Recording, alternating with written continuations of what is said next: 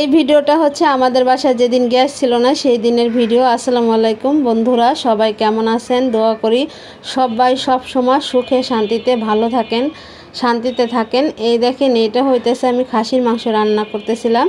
তা মশলাটা বানাইছিলাম একটু অন্যরকম করে বানাইতে চাইছিলাম, সব কিছুই আর কি ভজগটো লেগে গেছে, তাড়াহুড়া করতেছিলাম। যেহেতু কিছুক্ষণ পরেই নাকি গ্যাস চলে যাবে, এই জন্য হচ্ছে অনেক তাড়াহুড়া করতেছিলাম। এই দেখেন আমি ব্লেন্ড করে নিলাম শুকনা মরিচ আর হচ্ছে আদা রসুন। তারপর হচ্ছে যে দেখেন এই মশলাটা হইতেছে, এই রান্নাটা দিলে অনেক মজা হয়। এখানে আছে জিরা, তারপর গরম মশলা আর হচ্ছে গোলমরিচ। এগুলা দিয়ে আমি হচ্ছে যে শুকনা ভাবে ভেজে নিছি, ভেজে তারপর হচ্ছে এই যে পাটায় গুঁড়ো করে তারপর হচ্ছে এই মশলাটা আমি এই তরকারিতেও দিয়ে দিব।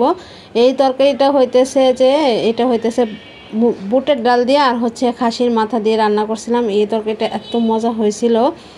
আর হচ্ছে যে এইটার মধ্যেও কিন্তু আমি ওই মশলাটা দিয়ে দিছি। এই মশলাটা কিন্তু আপনারা বেশি করে বানায় রাখতে পারেন, পরে যে কোনো মাংসের ভিতরে দিলে অনেক মজা লাগে। আর হচ্ছে যে শুকনাভাবে ভেজে নিয়ে তারপর হচ্ছে গুঁড়া করে নিতে হবে।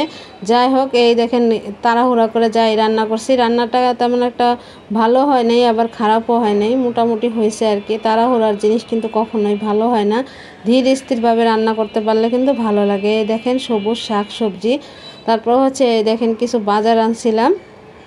আর হচ্ছে ভিডিও আমার কেমন লাগে অবশ্যই জানাবেন, আমার পাশে থাকবেন। আর আমিও আপনাদের পাশে থাকার চেষ্টা করি সবারই।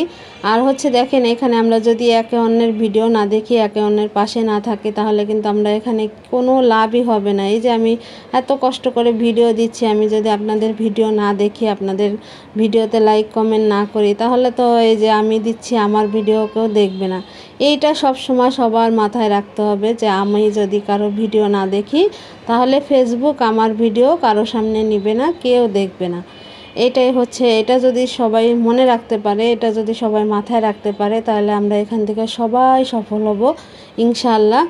আল্লাহ উপরে আছে, সবই দেখতেছে, সবাই কষ্ট করতেছে। আসলে ভিডিও করাটা এতটাও সহজ না, ভয়েস দেওয়া, কথা বলা, তারপরে ভিডিও রেডি করা অনেক ঝামেলা। এগুলো যারা করে হচ্ছে তারাই শুধু বুঝে, আমি তো আগে বুঝতাম না, এখন যে হাড়ে হাড়ে বুঝতেছি। যাই হোক, সবাই কেমন সবারই হচ্ছে ভালো লাগা থেকে এই কাজটা করে, আমি নিজেও ভালো লাগা থেকে এই কাজটা করি।